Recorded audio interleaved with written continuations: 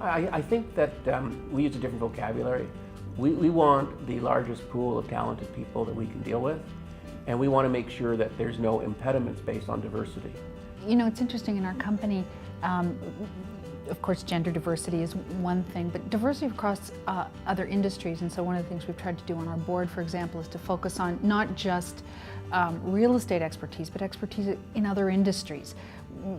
People who have done other things and who maybe wouldn't otherwise maybe be thought of as board ready, but in fact they bring a perspective on things. So diversity about point of view, whether that's gender, culture, experience, industry.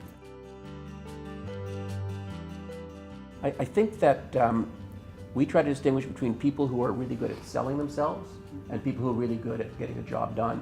And I think that you do need to interfere with the natural order to find people that have great talent and may not even realize it.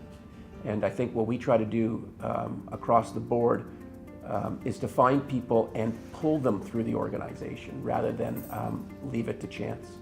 So we really try to figure out what it is that they might need to be successful.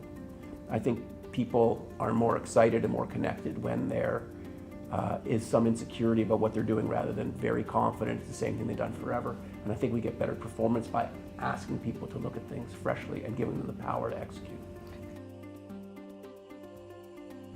I think that sincerity is really important, and we do a series of things in our company because we have some pretty strong beliefs about what it means when you work with people and you spend the most amount of time with people at work.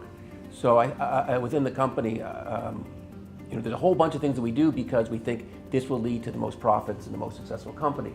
There's a whole bunch of other things we do because we think that there's a certain dignity and respect that makes your company a better company if you get to know each other and share a lot more than just tasks.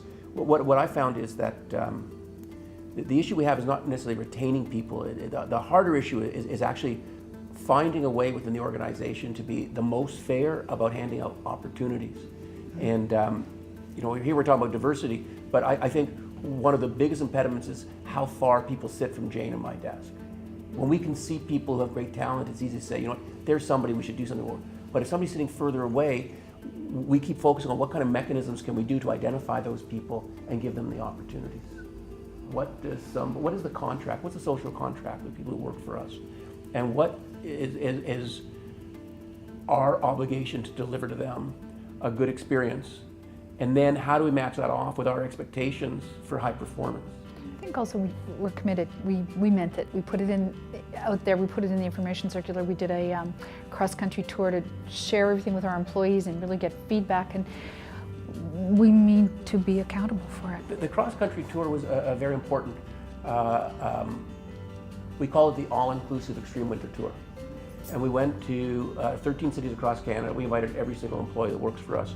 And it was really a tour of, for us to try to create political capital, to be in front, to have the senior leadership be in front of every building operator, every construction worker who checks for defects and things like that, and get in front of them and say that there's nothing we mean more because we're in front of you, we want to hear your questions, we want to tell you what's the most important things for us.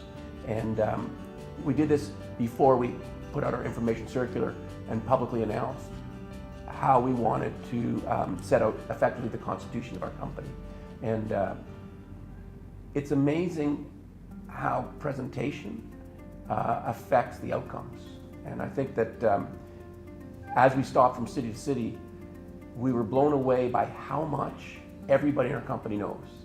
And if we can figure out how to unlock that and gather all that information, I think Jane and I will have a lot easier time running the company. When we look at our board, I look at it and want people who are very talented, have given me advice anyways, and also have an ability to work with me in a way that we're all better. We all do a better job because of how we work together. There's a difference in the way that men and women communicate, and there's a difference in how they listen and think, and we can really get a good chemistry by having a mix.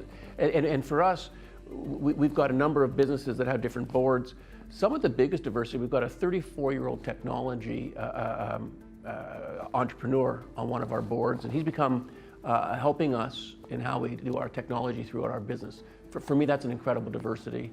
We have another gentleman who's been a gold medal winner in Olympics and also is the global leader of a not-for-profit, and he's got a completely different perspective on on how things operate. And what's great about him is he has performed at the highest level as an athlete, and he runs his not-for-profit that way. He influences everybody in our company when we have conversations. So I think diversity for me is really subject diversity.